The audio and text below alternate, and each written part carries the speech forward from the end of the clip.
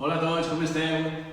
Us vaig a proposar un joc de la setmana del dilluns 11 de maig.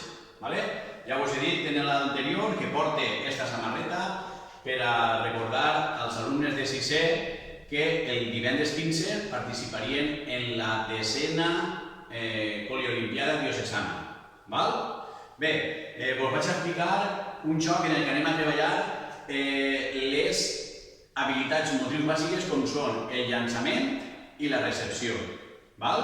I també treballaríem la coordinació òculo-manual i també la velocitat de reacció. El joc se diu més ràpid que un calcetí. Este joc se pot fer en pilotes, però clar, si així ens fiquem cara a la paret a llançar en les pilotes podríem embrutar i clar, les nostres famílies se podrien ficar molt contentes.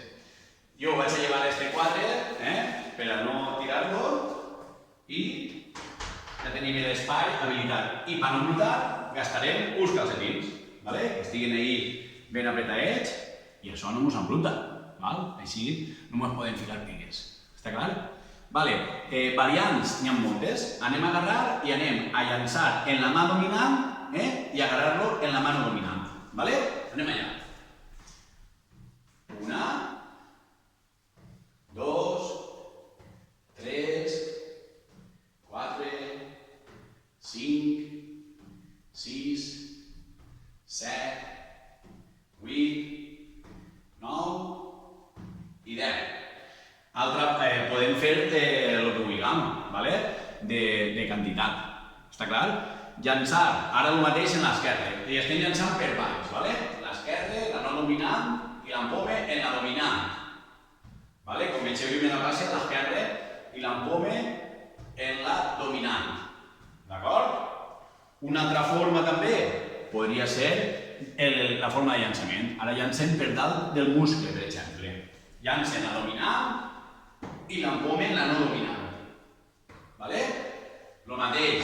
El número de repeticions les fiqueu vosaltres. Ara llancen la no dominant. Llançaments, recepcions estem fent. Coordinació òculo-manual.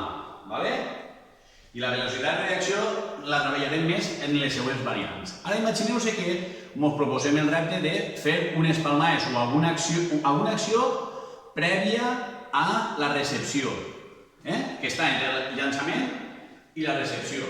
Doncs jo llance i pego una palma. 2 palmades antes d'empomar-la. 3 palmades. Quasi 4.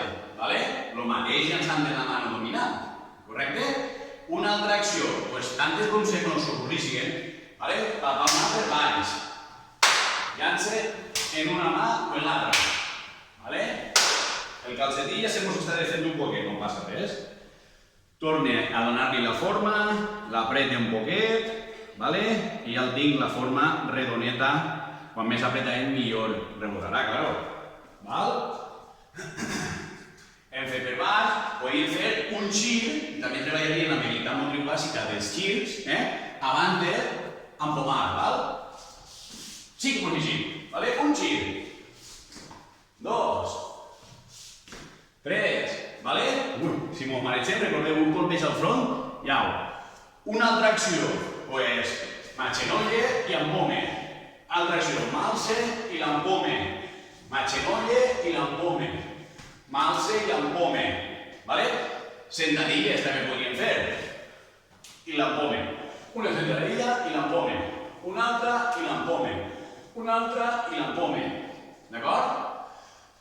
I així, infinitats de variants que se vos puguen ocórrer i li doneu més diversió al joc.